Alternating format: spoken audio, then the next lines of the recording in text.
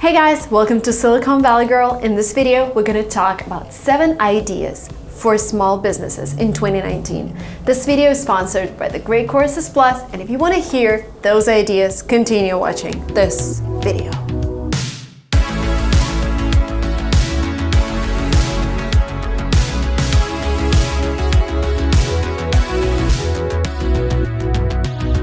In my life, I've tried 2 types of businesses. The first one is when you master a skill, you build a community around it, you learn how to sell your skill, and you just scale. And the good example is YouTube. I started YouTube, I scaled it, I built a community around it, I realized that I know how to build a scalable channel, and I just launched my course. And this is how I can make money, and that would be enough for me and my family to make a living. The second type of business is when you build a platform that allows other people to make money. And the great example is Fluent.Express. I realized I have a problem that I still make mistakes in my written English. My team built a platform where we onboarded native speakers who correct the text in real time. And this way I allow native speakers to make money and I solved the problem. So I built a platform. And yes, because we had a tech team, because we knew how to build those products, we did it pretty fast, like 3 or 4 months. But we've built a platform before, the platform LinguaTrip. And I think the second type of business is when you can target like billions of dollars. Uber is the platform where you can make money. YouTube is a platform where creators can create. Instagram, like all kinds of social media, all kinds of marketplaces is that kind of business. But I would always advise people to start with business number 1, like mastering a skill and scaling it, and then go into the second type of business, because it's crucial to try doing something yourself first. Okay, idea number 1. I'm gonna talk from my own experience. I already mentioned that I've launched a course. I launched it in 2018. So I went back to Russia to visit my family and I met a couple of bloggers, like Russian bloggers, 100,000 subscribers on Instagram.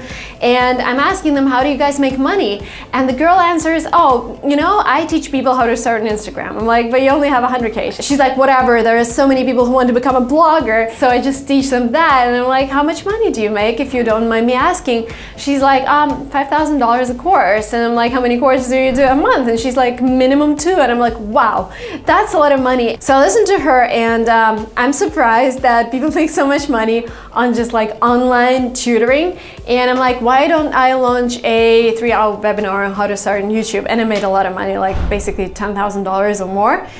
And I'm like, wow, this is a huge niche. Even if you don't have a lot of following, because I only launched that course on my Instagram, so I only announced it to the public on my Instagram, I was still able to make that much money. So idea number 1, if you've mastered a skill already and you are willing to share it with other people, start an online course. There's so many resources out there that you can use, so go ahead and do it.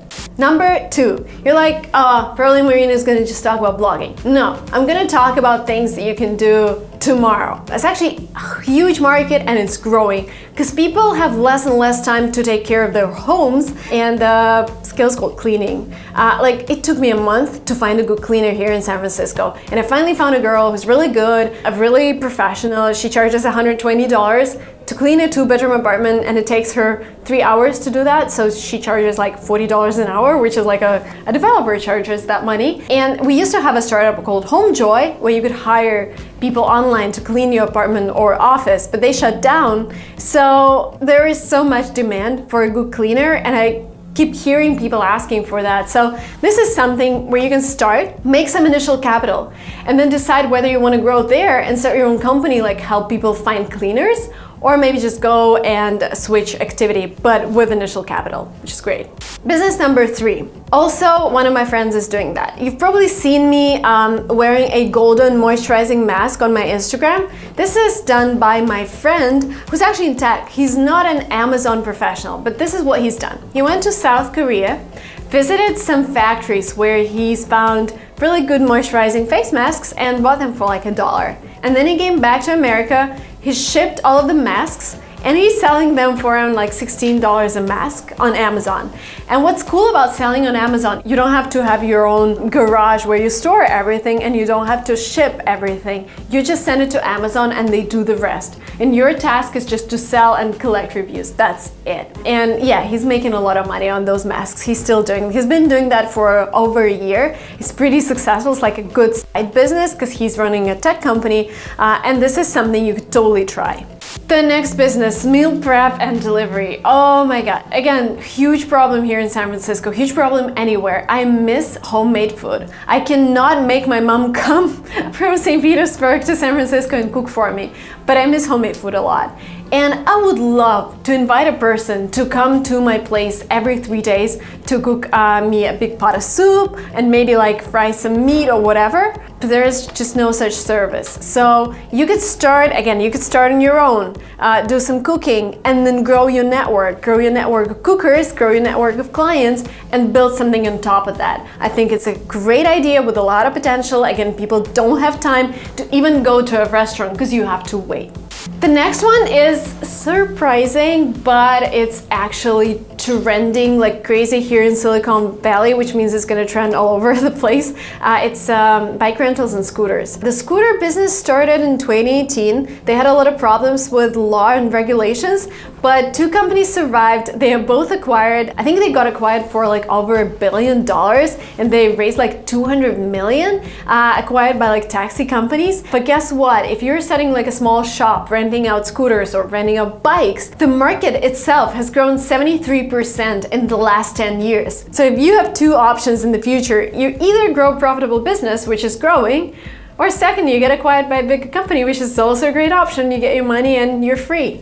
Another business, personal trainers and instructors. And again, with online, you have so many opportunities to train people all over the world. I'm doing this marathon. I paid like $49 for it, which is like a butt marathon. I'm training every day for like half an hour.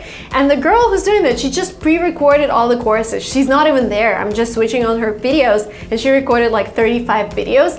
And I love to train like that because I choose my own time. We have a gym here at home, and this is a huge future for all of you fitness trainers. Gymra is a great company which does all of the pre-recorded courses, and it's a huge trend here in Silicon Valley as well because people don't have time to go and do their fitness.